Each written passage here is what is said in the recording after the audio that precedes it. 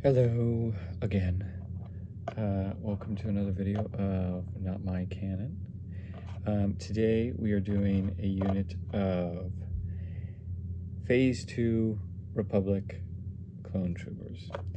Now, just to reiterate, this is a first edition, as in, again, those books are all called like 1.0 or 2.0, 2.5.7 or whatever it is, but it is the first initial edition. It's not this new thing, which means we're using the original 7 models that were in the first edition Clone Troopers Phase 2 boxes. So today we're finishing kind of what happened. So when I started collecting Legion, there was this really nice guy on Facebook Marketplace who I bought this entire GAR army from. It was a lot of stuff, and he had everything like really well painted, really professional. I don't know if it was him or somebody else, but however it came, it was nice. And it also came out with the premium bases that they had, the ones that were like the inner floors of like the gunships and stuff like that, or whatever they ended up being. But anyway, so what I've done is, so he had 3 units of Phase 1 clones and then 2 units of Phase 2. So then I bought a 3rd unit of Phase 2 to kind of, even everything out. And what I'm going to do is I'm going to paint it similar to those units because I would like it to have a cohesive thing. It's not going to be exact. I'm not exactly sure what he did. He did it so cleanly that it looks like it was sprayed on, but but it wasn't. I'm pretty sure it wasn't. But anyway, this is the way it looks. It's just really, really clean.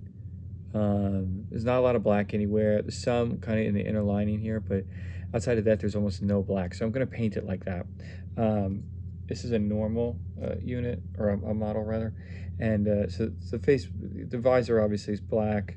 And then what he did was these knee pads he painted as whatever the color of the shoulder pads was. So this one happened to be green, and that's what he did. He did do a little bit of the inner lining there, but nothing else is black. So it's all white here with some, I don't know, he just painted it really well. There's just shadows in places where I just didn't, again, as somebody who isn't great at painting, it's pretty amazing. So what we're gonna do is we're just going to go through here. So I've pre-painted and sprayed these. So these are primed, the same black that we did, and then they've been painted gray over top of that. I'm doing that because I do want these painted white, and the reason I didn't spray them white is because I found, per my brother's suggestion, it is much easier to spray black and paint white over that, so that the visor and those sorts of things look really clean rather than the other way around. I don't know how true that is. I think the better you get at painting, the less that matters, personally. But that's what I decided to do. So the reason I painted gray was because the white just does not, it's too much or whatever. So it's just not the way. It's not the way it should be. So we're gonna use NicPro White here. I'm gonna test this. I haven't tested anything yet. So we're gonna test this because the I'm gonna test this because the white, or the way these are painted, it is white, but it almost doesn't look white. It almost looks gray. And I don't know how bright this white is gonna like look. So we're gonna see. I really don't have anything else that's gonna kind of like match that unless I do another gray, but the gray is a little too dark. So maybe I'll mix the gray with the white a little bit, or do a, I don't know yet. We'll see. We'll see how it goes. But this is a little stuck, right? All right. So we'll just put a little bit of white on the table here, and then let's try to make this happen. Luckily, though, we're just going to paint right over. So what we'll do is I'll paint the gun black at some point, and then the white all over, and then I'll dry brush the gun. Although I probably won't. I don't know. No, he did dry brush it white, so I will do that. But he was very careful with it. right, so let's just see what this white kind of looks like. You're not really able to see it. All right, I'll try to, as good as I can do it. Part of the reason the white wasn't working before though, I'll just be honest, is that, well, that comes through. Okay, with the gray, it actually looks pretty okay, but it is kind of watery just a little bit. I might, not in a like thinning type of way, but more like, I don't know. We'll see what happens. No, for some reason, these Citadel paints, when they sit for too long, they just like crackle. It's such a weird thing.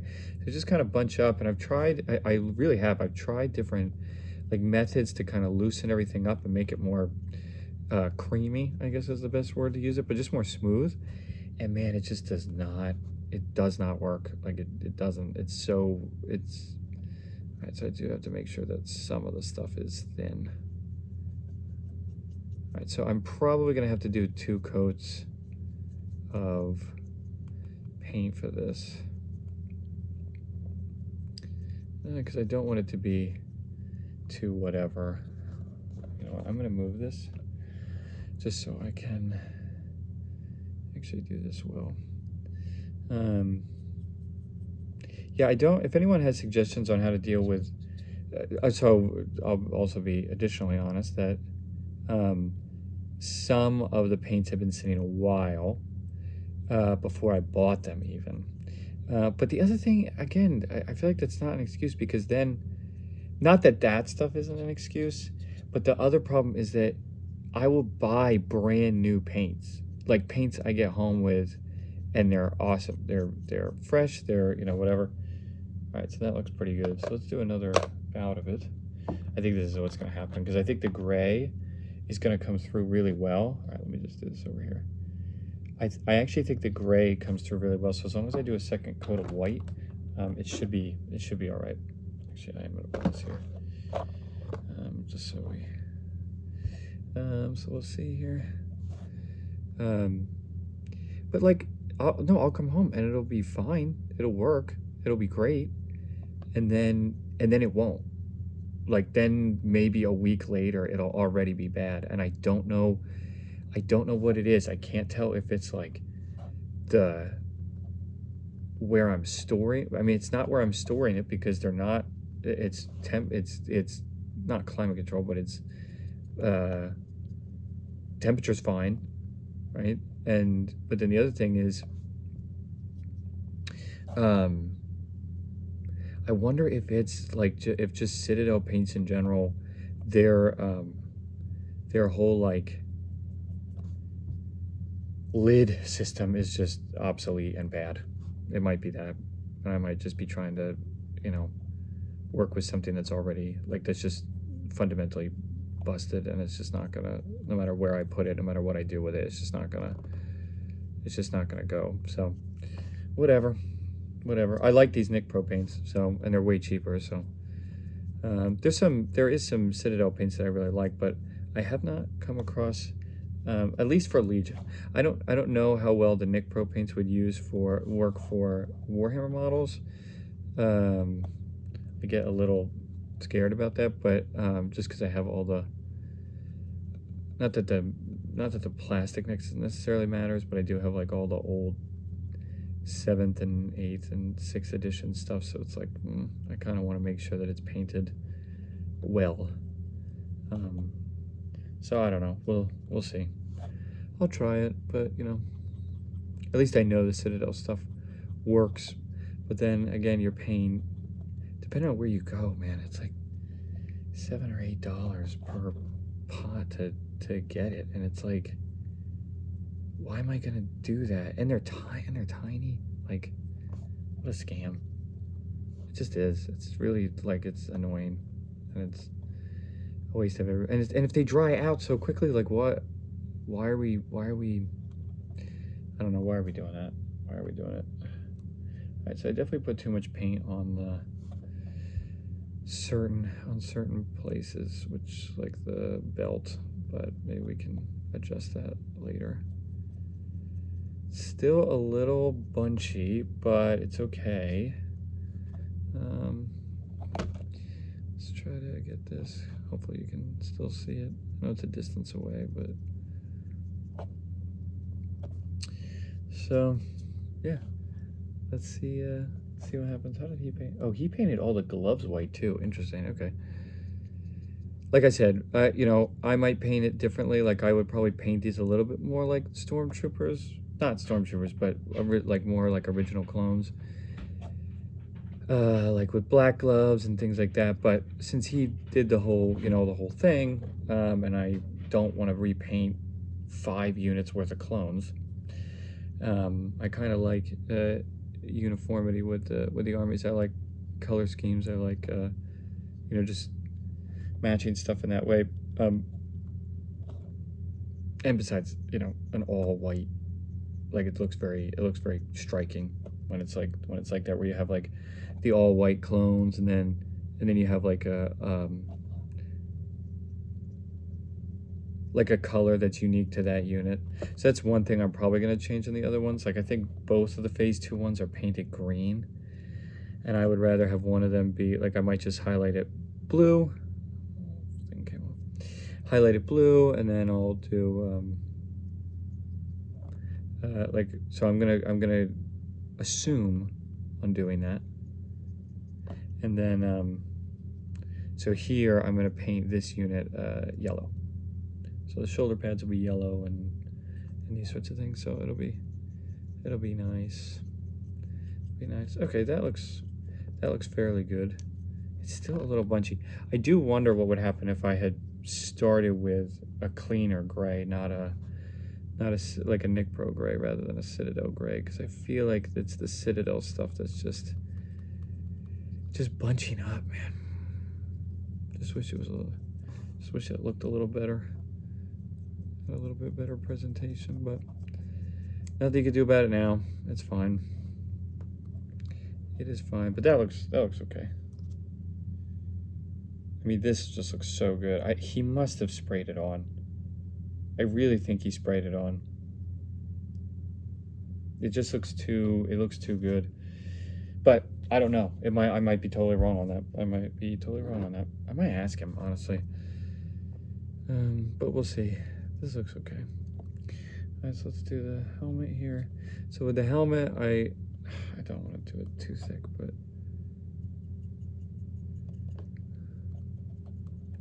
let's see. So I think the what's hilarious is the fact that Supergirl bombed. Cracks me up. It's like,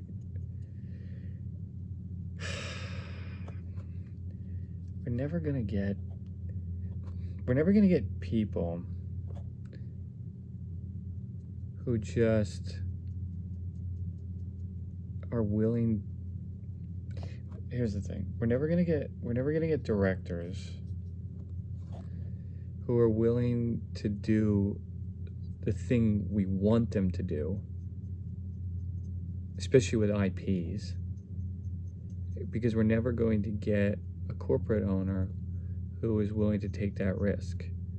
There have only been certain things that have happened in media that have reached that level of, like, the marriage of some, like, a director who's willing to take that risk to come up with the creative thing, and a producer or a company even that's like, okay, do it, go and make it happen. I would say that in modern time, and I would say the best example of it of all time, is New Line Cinema with Lord of the Rings. I've talked about this with some other people, that movie, and I say movie in the form that, okay, that looks nice. I think the mask stays consistent and well. I'm going to do just a little bit more over the, but that movie, if you've read the books, it makes more sense when I say this, but the reality is that movie, oh, sorry, I say movie in the form of Quentin Tarantino saying it, where I view the whole thing as one piece, right? Lord of the Rings is one film in 3 parts. But there's a reality where that movie shouldn't exist. It just shouldn't. And when you read the books, you can understand a little bit more. It's just, these just don't look as good. I really wonder how he did it. I wonder if it's, I don't know. So that's that one. Okay, let's do the next one. So I'm just gonna paint all of these white, and then I'll paint the guns black, dry brush them black, and then I will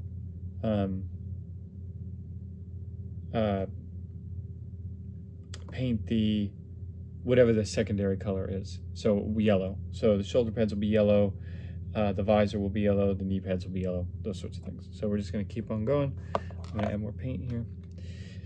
The movie shouldn't exist from a script writing perspective. It's not that it's.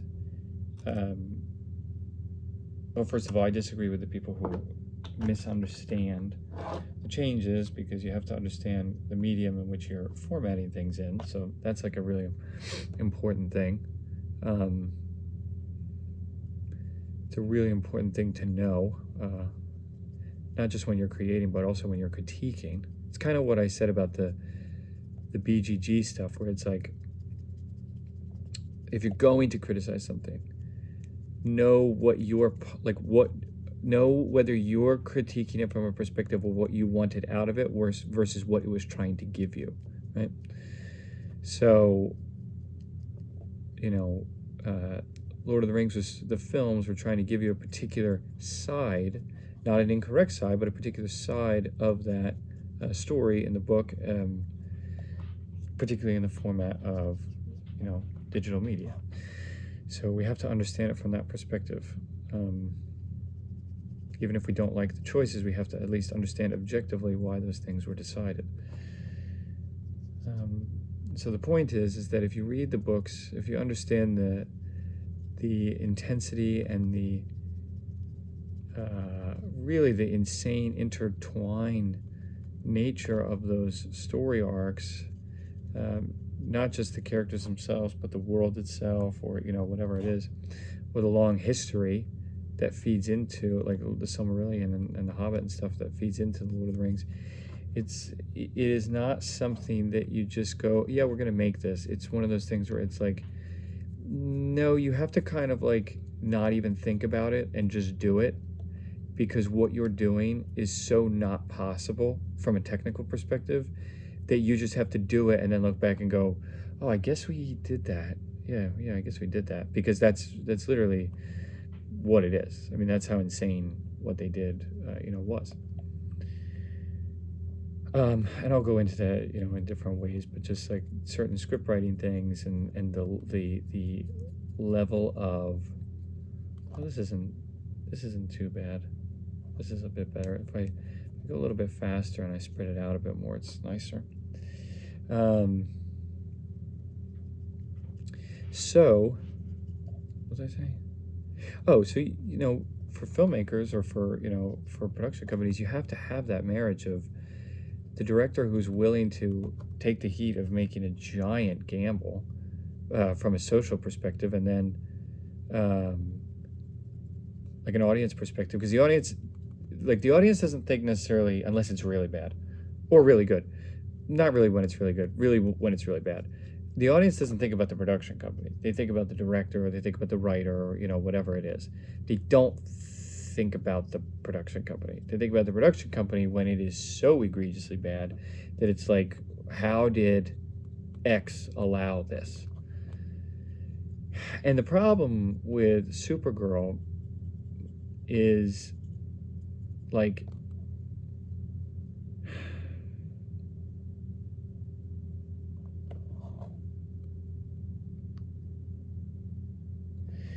the problem with Supergirl goes all the way back to 2008, because there were two films that came out in 2008, The Dark Knight and Iron Man 1. And the problem is that you had, well, what I would argue as the best Marvel movie of all time is the first one, the first Iron Man movie. I mean, it's the best. Like, it really is. It's good. And you had arguably not just the best DC movie, but the best, or one of the top 3 best superhero movies ever made. And I would say the other 2 are Spider-Man 2 with Tobey Maguire and Logan. Now, I know that there's some issues with Logan lore-wise, but I just mean from somebody who even doesn't read the comics, but knows, the stories and stuff like that. Like, I'm speaking mostly from hey, we're watching this as a digital media, we're watching this as a film. How does the film present it? Whatever. It's like, I acknowledge that there's things I don't understand about the intricacies of the lore that might be a problem, but we're talking about a film. It's a brilliant film, so that's just the way it is. So the problem is you have this movie that comes out. You have both these movies come out, Dark Knight and Iron Man 1. I hate when this happens. I hate doing like fingers and and it just gets bunched up or whatever.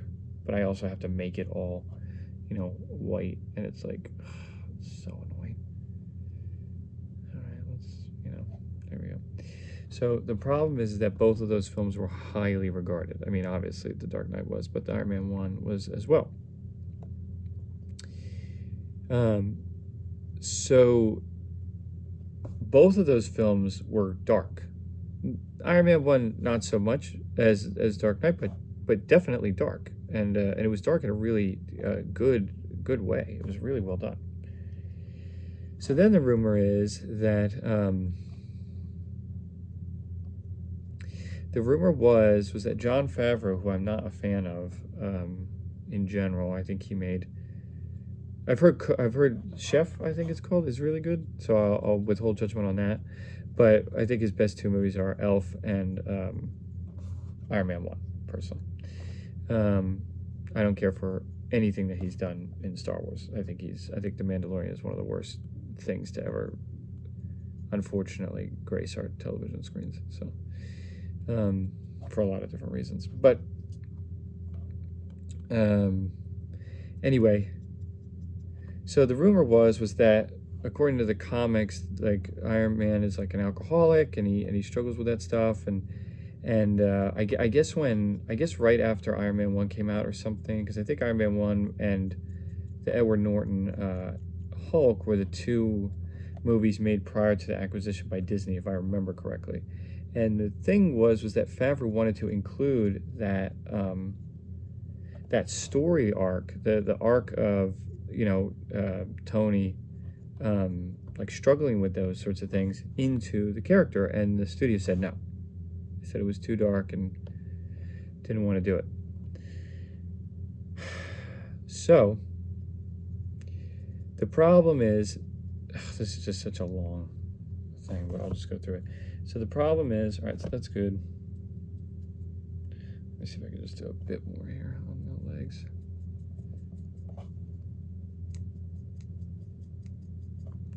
So the problem is, the reason why that decision is such a landmark decision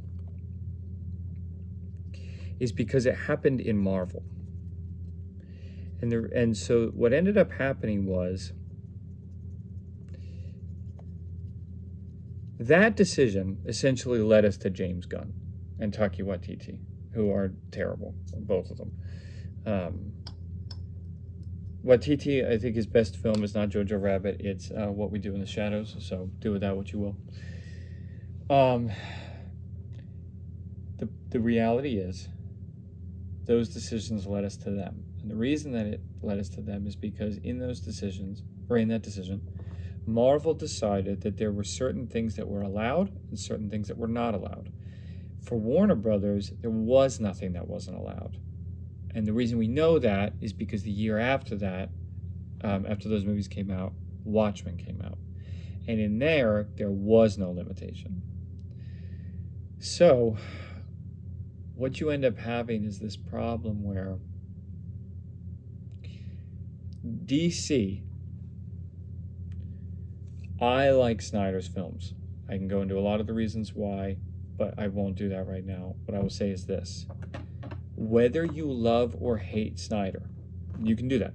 That's fine, as long as you can articulate your opinion about it. Like, I don't care what opinion you have, as long as you can articulate it about anything. The reason why there was a difference is because regardless of whether you like or hate Snyder's films, what you have is you have something to like or hate. Because DC had a form. They had an idea. They had a way of presenting their work in a way that they wanted to.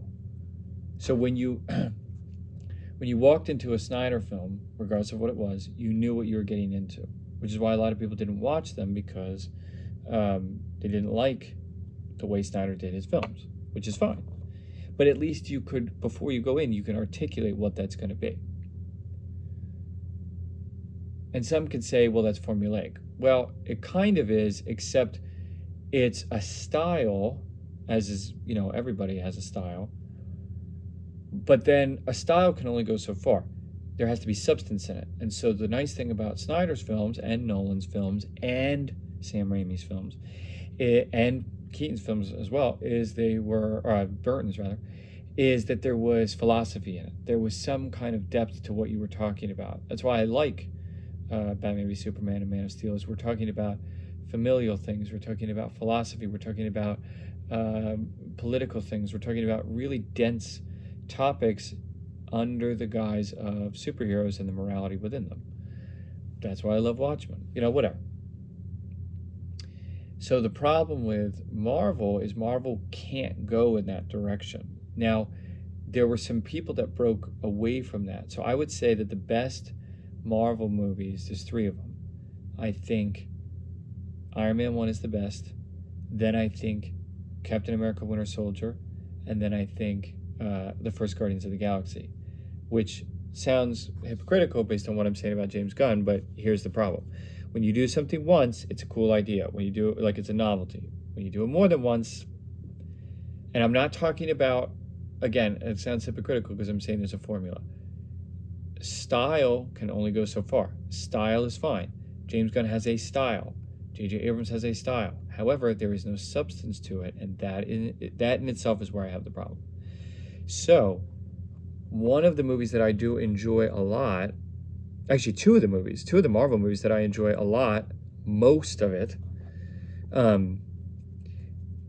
or most of them, excuse me, is the first 2 Avengers movies, especially Avengers 2. Love the dialogue between, like, that James Spader does as Ultron. I love the character development. I love, you know, just all that stuff. I hate Civil War. I think Civil War is atrocious. I also can't stand Tom Holland's Spider-Man, but I'm sure you could have guessed that if I was a Tobey Maguire fan. But it doesn't matter. It's my own opinion. So the thing is, when you watch, so one of the frustrating things if you watch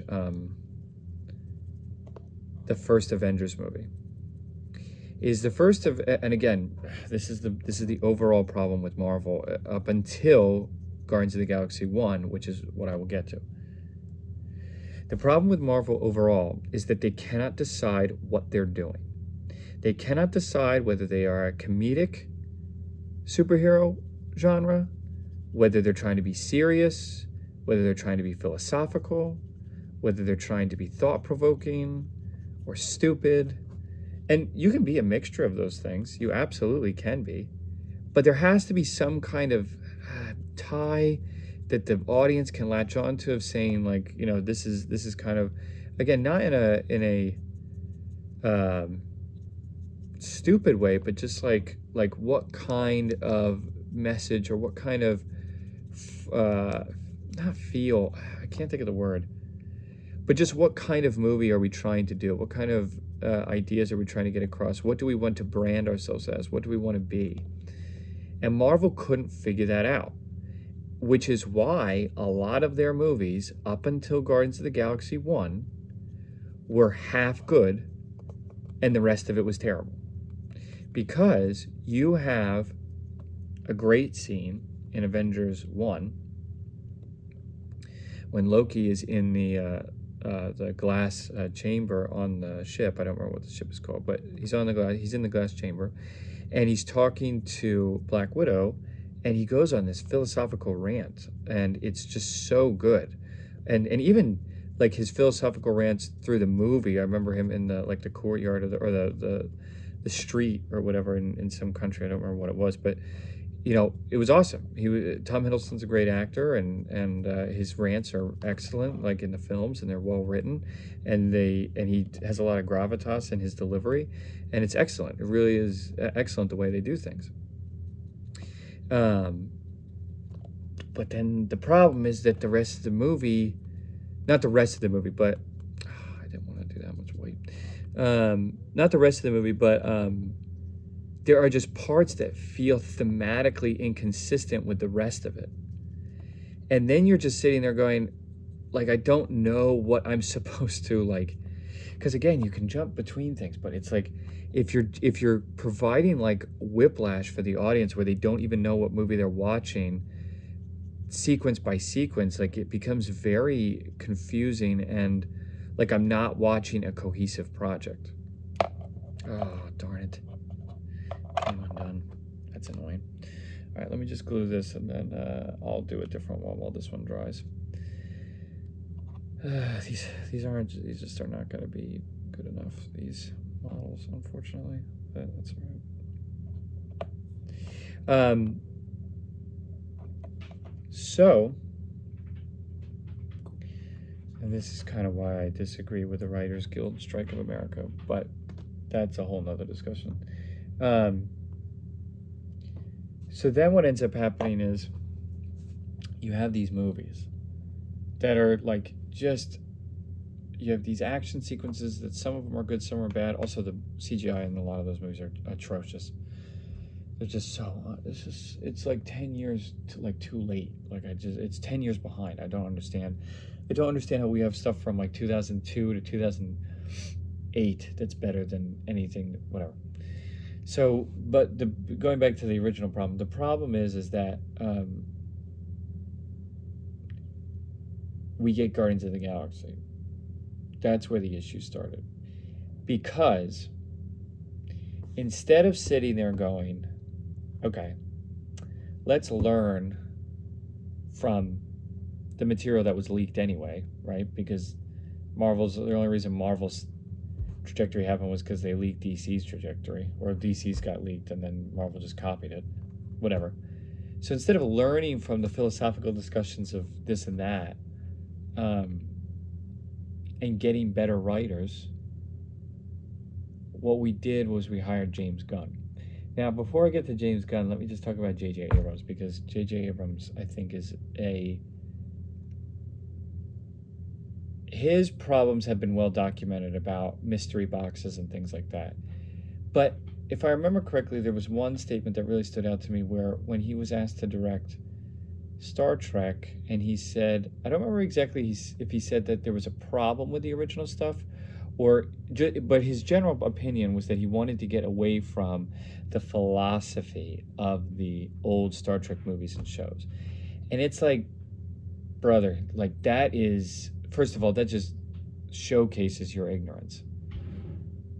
And I don't know what are you doing then? Like, because then all you're relegated to is action sequences and some romance if you want to have it, and quippy lines.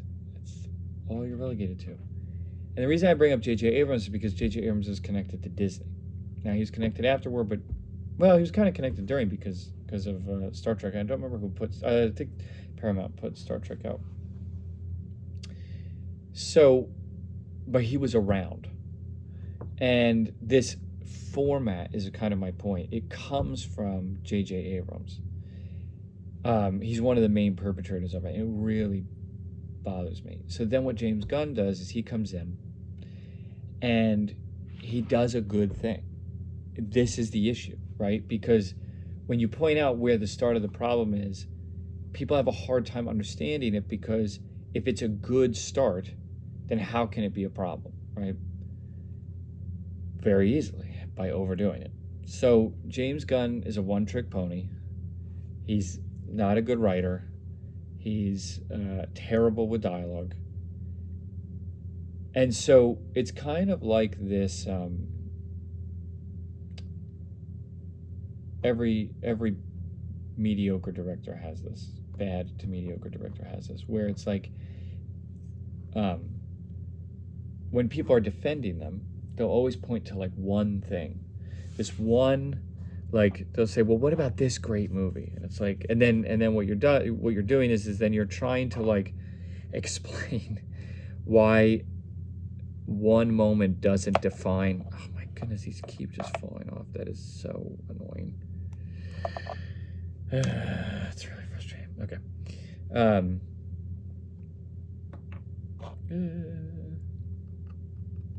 we go. There we go. That was tripping everywhere.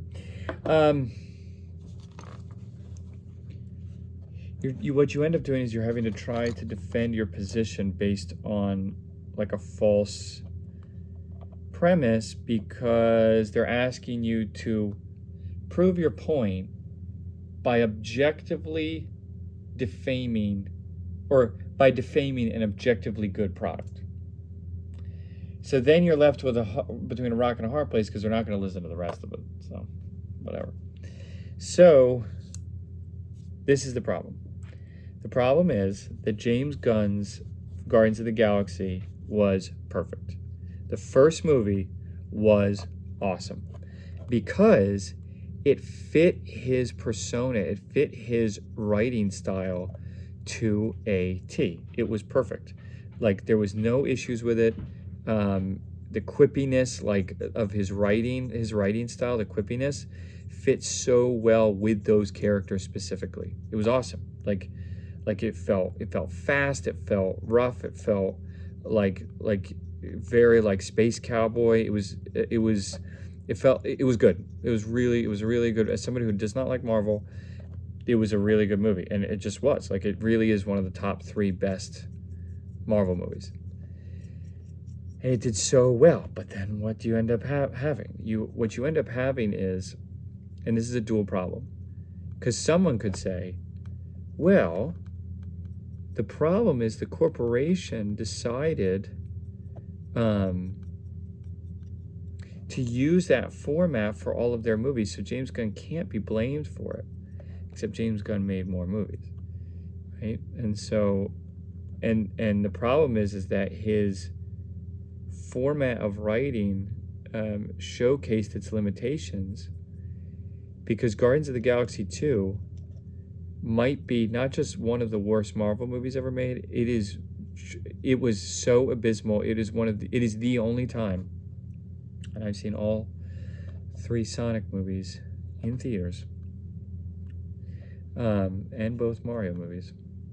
It is the only time that I've ever legitimately thought, I have to walk out of here because I feel sick. Like, this is one of the worst things I've ever seen in my entire life. It made no sense.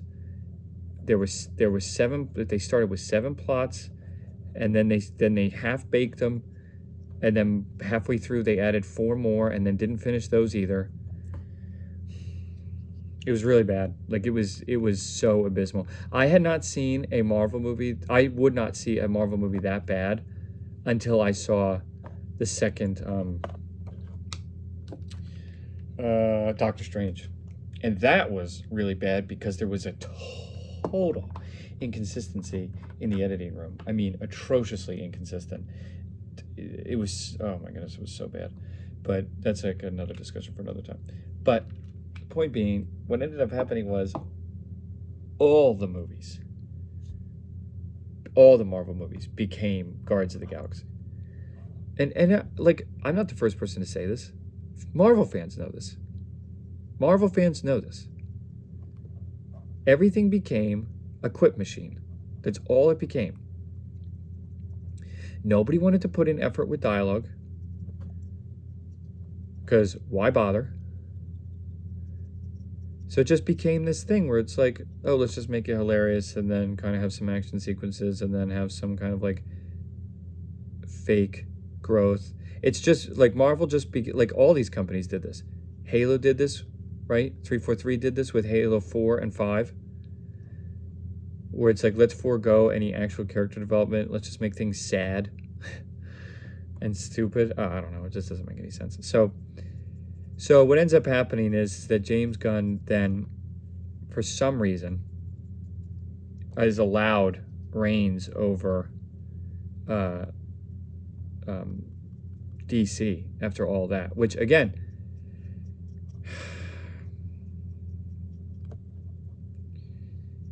the problem is that we're not actually looking at things objectively. We're just looking at things which, and again, I'm a capitalist, strong capitalist, but there has to be some, ethics when you as a corporation are deciding things.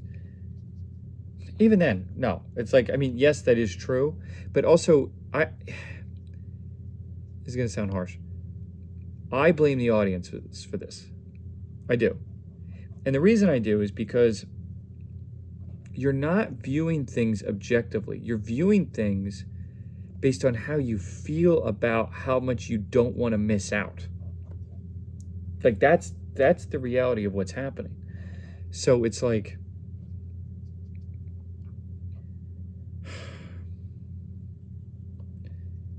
it's stupid because if you know it's bad, why are you going to see it?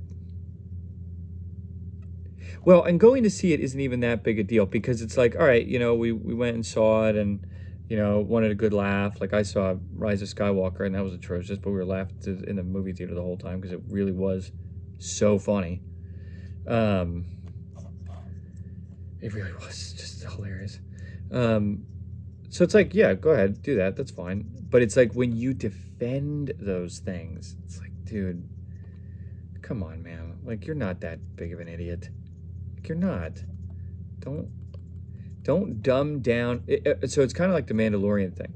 The Mandalorian show is so badly written and so badly executed. The music itself makes me sick to my stomach. And no one's gonna like that, but it does. And I'm not saying he's a bad composer because he clearly is excellent when he works with Nolan. But also I think because Nolan doesn't take any crap and Disney doesn't care. So do with that what you will. So I don't even blame him necessarily. Well, I kind of do because it's a half blame thing. I don't know how much time he was given and he was just supposed to throw something together versus, whatever. So it's like I can have some grace on that in that realm for him because I don't actually know how much influence he had or time he had or whatever. But it's like, come on, man. Like, you're going to defend this crap? You're going to defend it just because. You're going to defend it just because you've been starving in the desert for content for this long. So I have to like it. Like, it's better, it's objectively better than what I had before, so then it must be good. Well, that's not how that works, but okay. So anyway, my whole point, because I am going to end here, and I will continue in the next video, because I need to wait on my stuff to finish gluing and stuff. The reason why and I'll continue all this other conversation in the next video as well, but the reason why James Gunn is to blame for this stuff is because, like, he's just a bad writer. And you gave the keys to the kingdom to somebody who couldn't prove that he could actually write. In fact, proved quite the opposite. And you didn't think objectively about it. But I think DC is also scrambling for a lot of things, but, All right, so that's it for today. We did 4 of the 7, I think. Just did these 3, and we did most of this one until it fell off, so we'll just finish that one, and then so we'll have 3 more, 3 1/4 left to go, and so the next video we'll finish it. We'll just finish painting those 3, and then we'll do the black and then the yellow, which won't take that long. All right, thanks.